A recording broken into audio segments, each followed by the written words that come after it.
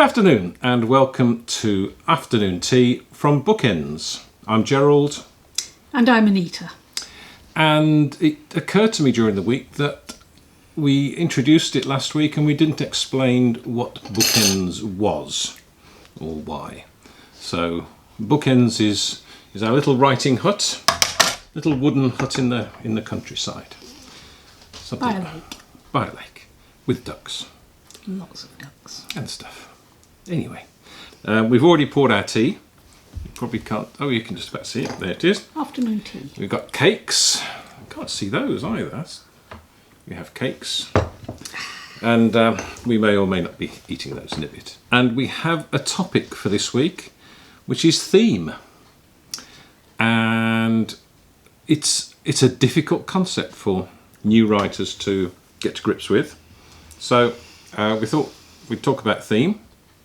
And I'll start by saying, from Wikipedia, theme is a central topic, subject or message within a narrative. The narrative being the story, obviously. So it's a bit like moral. Oh, a moral. It's not quite the same as a moral. It's not quite the same as a moral. Okay, well, it's a bit like a moral, but it's not a moral. Give me an example of some themes then. Shall I? I have some written down here, strangely enough. What a coincidence. Good versus evil.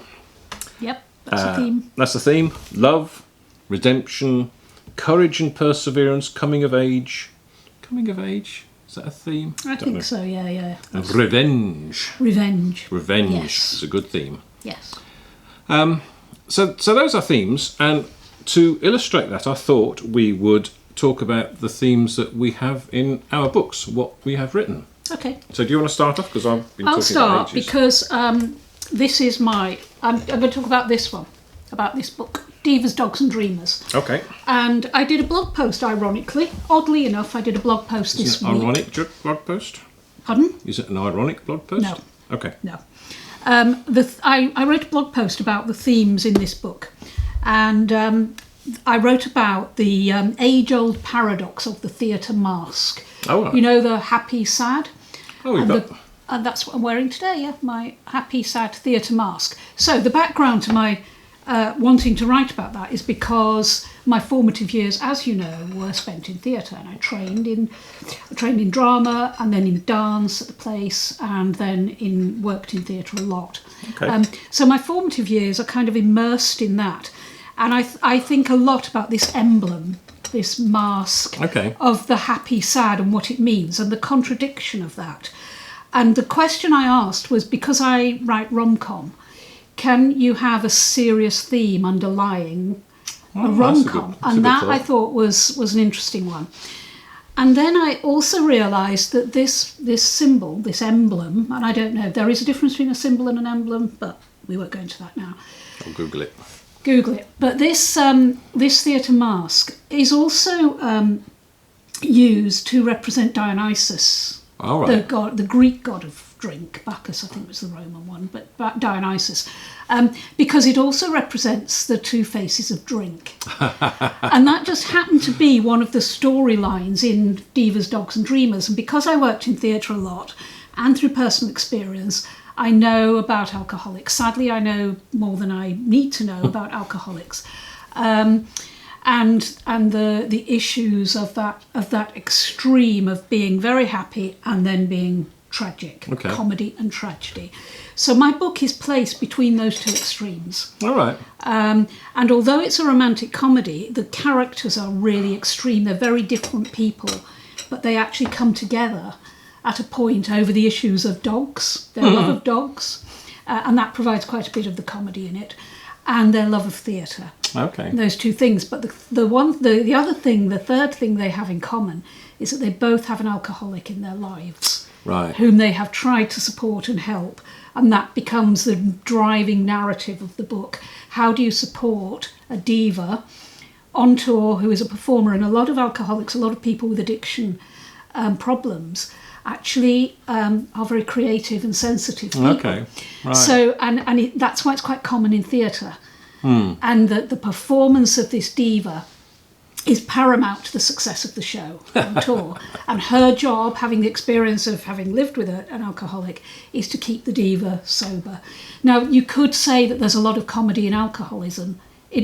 That's wrong. There's a lot of comedy in alcohol, in people being drunk, can be comedic. Right. But alcoholism is not funny. Right. And there's no jokes at all about. And I hope that I've tried to treat that theme with the respect it deserves, with that real understanding of the problem of addiction, where having a drink, and everybody drinks champagne after the show, after the first night.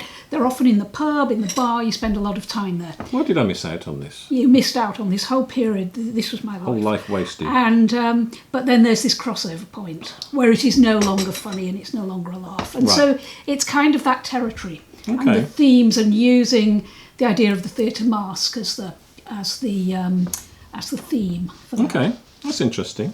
Yeah, I was struggling for themes in my thrillers because I was all plot driven, a little bit of character, and it wasn't until we went away on our writing retreat for Frinton Writers that I laid out all of my half-completed novels to the group. Yes. And I said, I don't know what to write. I don't know what to concentrate on. I've got all this half-finished stuff. What do I do? And someone, it could even have been you, said, "What do you feel most passionate about? What really gets you going?" And strangely, it's a couple of things. Corruption in politics is one of them. Yes. So that drives me because it's an accepted part of life now that corruption's being reported all the time, and it just gets glossed over and people ignore it. And I went through a stage of ranting even more than I do these days about politics, and hard to imagine. And no one sort of paid much attention. So I thought, what I will do is I'll write about corruption in a work of fiction. So people will read it, hopefully, and then think, oh, I didn't realise it was like that.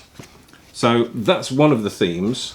And this book, Meltdown, encompasses a few things, because you can have more than one theme in a book. Yes, you can. So once again, sorry about that bang, politics comes into this, local politics this time, and about wheels within wheels and greasy palms and money, but also environmental concerns. And so there's, in the blurb on the back, it says, an ageing nuclear power station run by a company tried to stretch out its final years. So that's a sort of commercial, trying to cut corners. A maintenance worker bearing a grudge with a new and mysterious girlfriend. So there's a character who's got a history and a problem. A local landowner prepared to bend the rules in order to protect his investment. At the heaviest rain for years. What could possibly go wrong? So it's mixing all those things together in a potential meltdown. So those are my themes, and now I'm writing crime. My theme is right versus wrong. Right. And my main character, Jerry Sanders, is someone for whom there is a very distinct difference between right and wrong. Yes. And he attempts to make sure that the guilty parties pay for their wrongdoings. I think that's probably enough now. More tea? More tea? No, not for me, thank you. Gerald? No, I've had enough, thank you very much. Thank you for watching. If you've enjoyed this video, please give it a thumbs up. And if you're not subscribed to the channel, please consider subscribing. And tick that little notification bell, because YouTube will send you an email when there's a new video, which we'll try to do once a week on Sunday, because that's when afternoon tea occurs. So thanks once again, and we'll see you next time. Bye bye. Thanks for watching. Bye. Thanks for watching. Cheerio. Bye bye. the other thing, which I've forgotten about. Da, da, da, da. It could be thought of as a... What's it? Can't help you there. No, this is all going to be edited out, obviously.